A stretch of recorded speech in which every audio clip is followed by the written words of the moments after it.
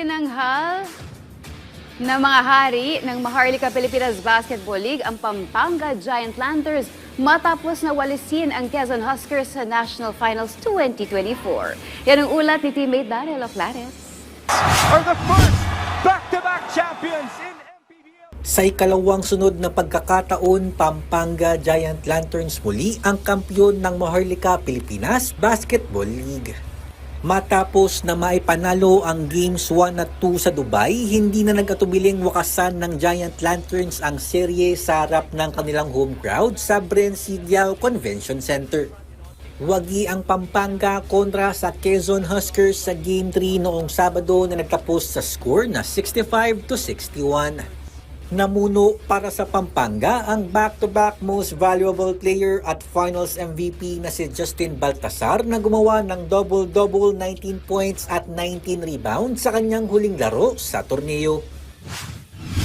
Kahit na nung una hindi ako makashoot, so yun na sabi sa akin ng mga coaches na huwag bababa yung kumpiyansa ko, tuloy-tuloy ko lang. So kailangan ko maging masaya sa loob ng court. So yun, pinakita ko. Yun, thank you Lord sa panalo. Pinuri rin ni Baltasar ang kanyang mga teammates na naging malaki ang papel para muling makuha ng Giant Lanterns ang kampyonato. Hindi namin makukuha itong championship na to, hindi lang sa akin. Hindi lang naman ako yung kailangan umiscore dito, kailangan lahat. So yun, hindi namin makukuha itong championship na to kundi din dahil sa mga teammates ko. And then kung hindi namin ginawa yung mga game plan ng mga coach namin, lalo na kay Governor Del Pineda. So yun, at talagang inuunti-unti namin hanggang sa makuha namin itong panalo na to. Samantala, may mensahe naman si Pampanga Head Coach Governor Delta Pineda sa mga Kapampangan na nakasama nila sa kanilang kampanya sa MPBL.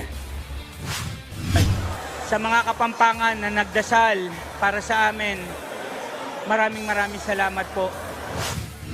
Daryl Oclares para sa Pambansang TV sa Bagong Pilipinas.